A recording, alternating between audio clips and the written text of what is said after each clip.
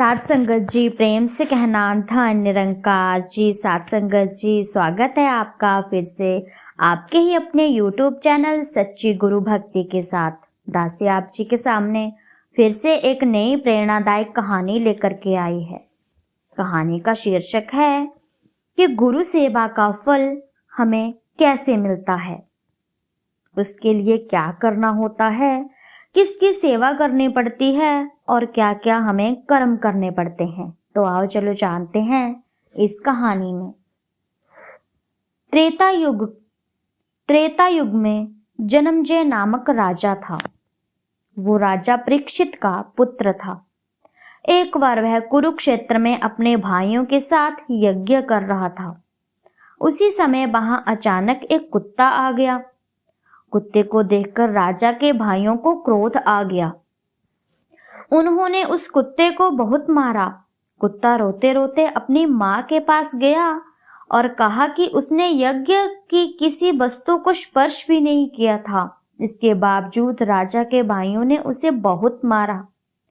माँ की ममता जाग उठी और गुस्से से वह यज्ञ स्थल पर पहुंच गई और राजा जन्मजय से कहा, राजा, आपने एक निर्दोष प्राणी को मारा है, आप पर भी इसी प्रकार का संकट आएगा।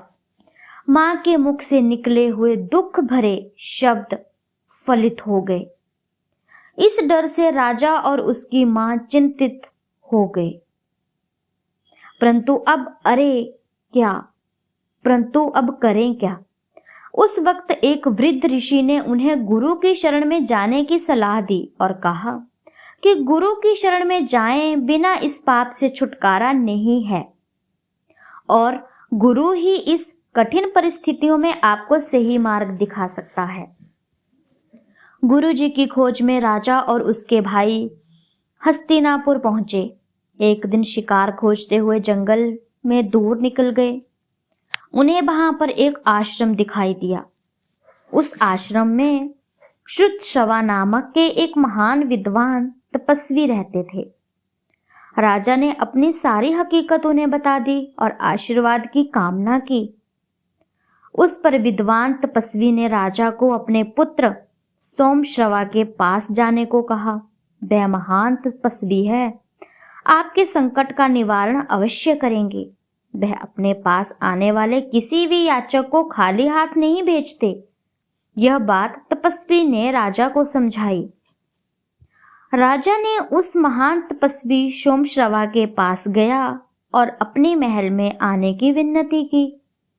राजा की विनती सुनकर तपस्वी सोमश्रवा महल में जाने को तैयार हो गए। राजा के भाइयों को बड़ा आनंद आया। उन्होंने संत सोमश्रवा का बहुत ही आदर सत्कार करके उनको अपना गुरु बना लिया। उनकी खूब सेवा की। संत सोमश्रवा ने उन्हें सत्य का बोध कराया और स्नान मार्ग दिखाया। गुरु ने उनके प्रारब्ध भोग को समाप्त कर दिया, उन्हें कर्मयोगी बना दिया। राजा जन्मजय अपने भाइयों सहित गुरुदेव की आज्ञा अनुसार जीवन जीने लगे। सभी की यथोचित सेवा सत्कार करने लगे। कुछ दिनों के पश्चात राजा जन्मजय ने तक्षशिला पर आक्रमण कर दिया। गुरु के आशीर्वाद से विजयी हुआ। उसके पश्चात उसके ऊपर कोई संकट नहीं आया। इस प्रकार जिस पर गुरु की कृपा होती है ना साथ संगत जी, उसके जीवन में किसी प्रकार का संकट नहीं आ सकता।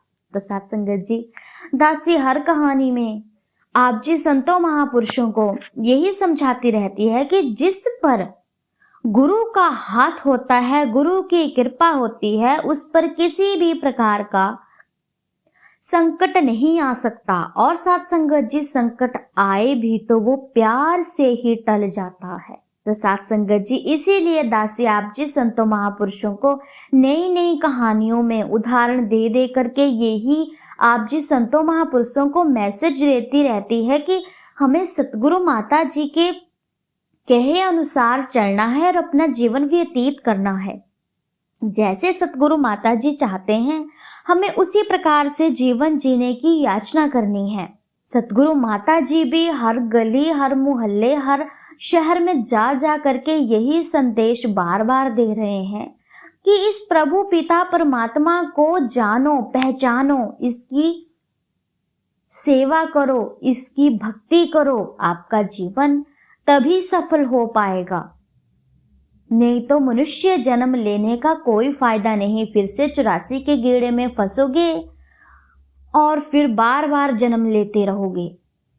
तो साथ संगत जी, सतगुरु माता जी हम संतों महापुरुषों के लिए अपने आप को 1 मिनट का भी समय नहीं देते हैं। हर रोज, हर दिन, हर समय सत्संग में लगे रहते हैं ताकि इस दुनिया को, इस कलयुग को पता चल सके कि हमें इस मानुष जन्म में क्या करना है। यदि हमें ये जन्म मिला है तो हमें इसका उपयोग कैसे करना है। तो साथ संगत जी, दासी का कहने का भाव यही है कि गुरु की आज्ञा का पालन करते जाइए और अपनी जिंदगी को सफल बनाते जाइए। तो साथ संगत जी, दासी की कहानी आप जी संतों महापुरुषों को अच्छी लगी है तो कमेंट में जरूर बताइएगा। तो साथ संगत जी, ऐसी ही प्रेरणादायक कहानियां मैं आप जी संतों महापुरुषों के सामने लेकर के आती रहूंगी। आप जी दासी के चैनल को लाइक, कमेंट और सब्सक्राइब जरूर कर लीजिएगा। तो मिलती हूँ अगली वीडियो में, तब तक के लिए धन्य निरंकार जी।